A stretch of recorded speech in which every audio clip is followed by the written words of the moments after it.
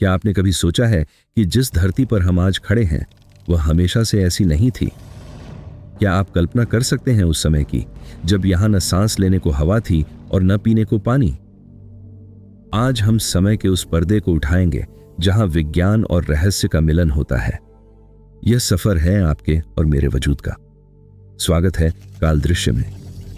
आगे बढ़ने से पहले इस खोज का हिस्सा बनने के लिए चैनल को सब्सक्राइब करें और घंटी वाला बटन दबाएं, क्योंकि यह सफर लंबा और हैरत अंगेज होने वाला है। कहानी शुरू होती है 4.5 अरब साल पहले। अंतरिक्ष के गहरे सन्नाटे में एक विशाल तारा दम तोड़ रहा था। एक महाविस्फोट जिसे हम सुपरनोवा कहते हैं। इस धमाके से निकली धूल और गैस के बादल गुरुत्वाकर्षण की वजह से आपस में जुड़ने लगे। इसी मलबे के बीच जन्म हुआ हमारे सूरज और हमारी पृथ्वी का। लेकिन शुरुआती पृथ्वी जीवन का घर नहीं, बल्कि मौत का एक दहकता हुआ मैदान थी, जहां तापमान इतना था कि पत्थर भी उबल रहे थे। आज से 4.5 बिलियन साल पहले की पृथ्वी। यहां चारों तरफ पिघला हुआ लोहा और मैग्मा बह रहा था। इसे वैज्ञानिकों ने हेडियन इयोन का नाम दिया है। वायुमंडल में ऑक्सीजन का नामो निशान नहीं था, सिर्फ कार्बन डाइऑक्साइड, नाइट्रोजन और जहरीली गैसों का राज था। यहां एक पल भी ठहरना मुमकिन नहीं था। उसी समय अंतरिक्ष से एक और बड़ी आफत आ रही थी। मंगल ग्रह के आकार का एक विशाल ग्रह थिया सीधे पृथ्वी की ओर बढ़ रहा था। एक जोरदार टक्कर जिसने पृथ्वी के परखच्चे उड़ा दिए। इस टक्कर से निकले मलबे ने अंतरिक्ष में एक घेरा बनाया, जिससे अंततः हमारे चांद का जन्म हुआ। इस टक्कर के बाद पृथ्वी की हालत और भी खराब हो गई। वह अब एक बेकाबू आग का गोला बन चुकी थी। हर तरफ ज्वालामुखी फट रहे थे, पर सवाल अब भी वही था। आखिर इस दहकती हुई नर्क जैसी दुनिया में वह पानी कहां से आया जिसने जीवन की नींव रखी? चांद के बनने के बाद पृथ्वी धीरे धीरे ठंडी होने लगी, लेकिन वह अब भी एक बंजर और सूखी चट्टान थी। तभी अंतरिक्ष की गहराइयों से एक ऐसा हमला शुरू हुआ जिसने इस ग्रह की किस्मत बदल दी। करोड़ों की तादाद में उल्कापिंड पृथ्वी की ओर बढ़ने लगे। यह लेट हैवी बॉम्बार्डमेंट का दौर था। ये पत्थर सिर्फ विनाश नहीं लाए थे, इनके भीतर छिपा था जीवन का सबसे बड़ा रहस्य, पानी। जैसे ही ये पत्थर धरती की गर्म सतह से टकराए, इनके भीतर की बर्फ भाप बनकर उड़ने लगी। लाखों सालों तक ये आसमानी बारिश जारी रही। हर टक्कर के साथ पृथ्वी को पानी की एक नई खुराक मिल रही थी। वायुमंडल अब कार्बन डाइऑक्साइड और भाप से भर चुका था। आसमान में घने और काले बादलों का डेरा जम गया और फिर शुरू हुई इतिहास की सबसे लंबी और सबसे भयानक मूसलाधार बारिश। सदियों तक पानी बरसता रहा। सूखी जमीन अब गीली हो रही थी और नदियों का जन्म हो रहा था। पृथ्वी का तापमान गिर रहा था।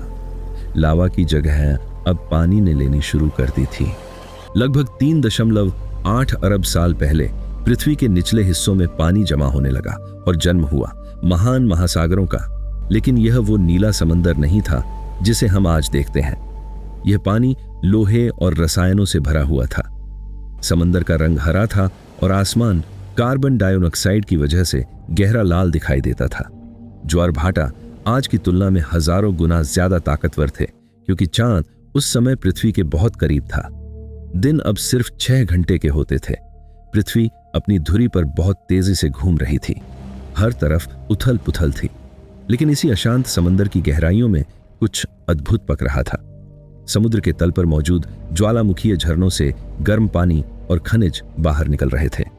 रसायनों का यह प्राइमोर्डियल सूप जीवन की पहली प्रयोगशाला बनने जा रहा था। यहां न सूरज की रोशनी थी, न ऑक्सीजन। यहां सिर्फ गर्मी और दबाव था। और फिर हुआ वो चमत्कार जो आज भी विज्ञान के लिए एक पहेली है। जीवन की पहली धड़कन। इस अंधेरे और दबाव के बीच रसायनों ने एक दूसरे से जुड़ना शुरू किया और जन्म हुआ आरएनए का। यह कोई साधारण पत्थर नहीं था।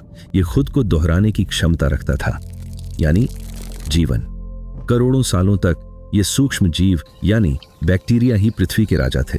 लेकिन ये बैक्टीरिया बिना सूरज की रोशनी के जी रहे थे।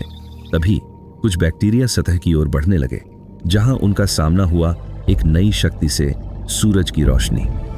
यहां शुरू हुआ प्रकृति का सबसे बड़ा चमत्कार, फोटोसिंथेसिस। ये नीले हरे शैवाल यानी साइनोबैक्टीरिया अब सूरज से खाना बना रहे थे और बदले में वे छोड़ रहे थे एक जहरीली गैस ऑक्सीजन। उस समय की पृथ्वी के लिए ऑक्सीजन किसी जहर से कम नहीं थी।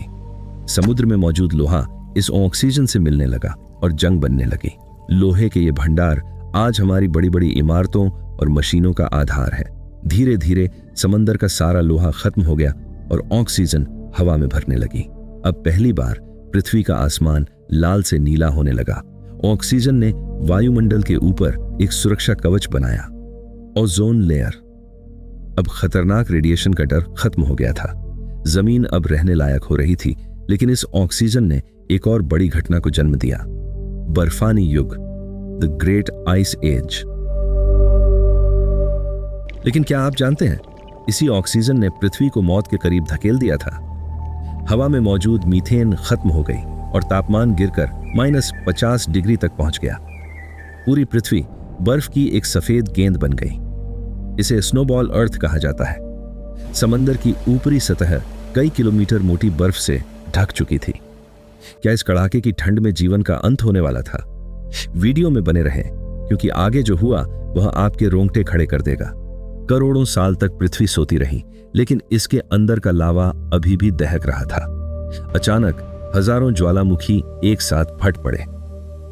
लावा की गर्मी ने बर्फ को पिघलाना शुरू किया और कार्बन डाइऑक्साइड ने गर्मी को सोख लिया। पृथ्वी एक बार फिर जाग उठी थी, पर अब जीवन पहले से कहीं ज्यादा जटिल होने वाला था। अब शुरू हुआ कैम्ब्रियन एक्सप्लोजन, प्रकृति की सबसे बड़ी प्रयोगशाला। पहली बार जीवों ने आंखें विकसित की। अब दुनिया को देखा जा सकता था और इसी के साथ शुरू हुआ शिकार का द्वार। खाओ या खिला दिए जाओ। ट्रिलोबाइट्स जैसे जीव अब सख्त कवच पहनकर घूम रहे थे। क्या आपने कभी सोचा है कि रीढ़ की हड्डी की शुरुआत कहां से हुई? जवाब छिपा है पिकाया जैसे छोटे जीवों में जो हमारे पूर्वज थे। अब समुद्र छोटा पड़ने लगा था। जीवन को एक नई जमीन की तलाश थी, लेकिन जमीन पर तब भी कोई पेड़ पौधा नहीं था, सिर्फ नंगी चट्टानें थीं। फिर आया ओजोन लेयर का सुरक्षा कवच, जिसने सूरज की जानलेवा किरणों को रोका। क्या मछली पानी छोड़कर जमीन पर चल पाएगी? इसका जवाब अगले मिनट में। अब तक पृथ्वी कई बार विनाश देख चुकी थी, पर अब बारी थी दिग्गजों की। जन्म हुआ डायनासोर का, एक ऐसा साम्राज्य जो 16 करोड़ साल तक चला। क्या आप जानते हैं, उस समय हवा में ऑक्सीजन इतनी थी कि कीड़े आज से कई गुना बड़े थे। हर कोना जीवन से भरा था, लेकिन कुदरत को एक बार फिर संतुलन बनाना था। अंतरिक्ष की गहराई में एक मौत का पत्थर सीधे पृथ्वी की ओर बढ़ रहा था। क्या एक पत्थर पूरे साम्राज्य को मिटा सकता है? भाई, ऐसे खुद देखिए। वह 10 किलोमीटर चौड़ा माउंट एवरेस्ट जैसा पत्थर मैक्सिको की खाड़ी से टकराया। धमाका इतना तेज था कि अरबों टन धूल और राख ने सूरज को ढंक लिया। जो डायनासोर धमाके से बचे, वे भूख और कड़ाके की ठंड से मारे गए। लेकिन इस विनाश में एक छोटा सा जीव बच निकला, जो हमारा पूर्वज था। डायनासोर के खत्म होते ही छोटे स्तनधारी जीवों यानी मैमल्स का दौर शुरू हुआ। हिमालय का जन्म हुआ, जिसने मौसम बदला और अफ्रीका के घने जंगलों को सुखा दिया। जब जंगल खत्म हुए तो हमारे पूर्वजों को पेड़ों से उतरकर जमीन पर आना पड़ा। 2 पैरों पर चलने ने उनके हाथों को आजाद कर दिया और यहीं से शुरू हुआ दिमाग का विकास। क्या आपने कभी सोचा है कि हम आज चांद पर कैसे पहुंच गए? यह सब शुरू हुआ उस पहली आग से, जिसे इंसान ने पालना सीखा। अब हम शिकार नहीं थे, अब हम शिकारी थे। हम प्रकृति को बदलने लगे थे। लेकिन क्या हम भी उन्हीं पिछली सभ्यताओं की तरह अंत की ओर बढ़ रहे हैं? इतिहास खुद को दोहराता है। क्या हम अगले विनाश के लिए तैयार हैं? इस सवाल का जवाब आपके पास है। आग से शुरू हुआ सफर अब तारों तक पहुंच चुका था। पहिए की खोज ने दूरियां मिटाई और बिजली ने अंधेरे को जीत लिया। हमने समंदर की गहराइयों से लेकर आसमान की ऊंचाइयों को नाप दिया। लेकिन क्या इस तरक्की की कोई कीमत हमें चुकानी पड़ रही है? जिस धरती ने हमें जन्म दिया, आज हम उसी के अस्तित्व के लिए खतरा बन चुके हैं। क्या हम दूसरी सभ्यताओं की तरह इतिहास के पन्नों में दब जाएंगे, या फिर हमारा भविष्य इन तारों के पार किसी दूसरी दुनिया में है? हम आदिमानव से अंतरिक्ष यात्री बन चुके हैं। पर हमारी प्यास अभी बाकी है। चैनल को सब्सक्राइब करें, क्योंकि अगले मिनट में हम समय के अंत को देखेंगे। क्या इंसान अमर हो सकता है? वीडियो के अंत तक बने रहें। समय जो कभी किसी के लिए नहीं रुकता। हमने 4.5 अरब साल का सफर सिर्फ 10 मिनट में देख लिया। पृथ्वी ने हमें पाला, हमें संभाला। अब हमारी बारी है इसे बचाने की। याद रखिए, ब्रह्मांड के इस विशाल समुद्र में हम सिर्फ एक छोटी सी धूल हैं, लेकिन इस धूल के कण में भी एक पूरी दुनिया बसी है।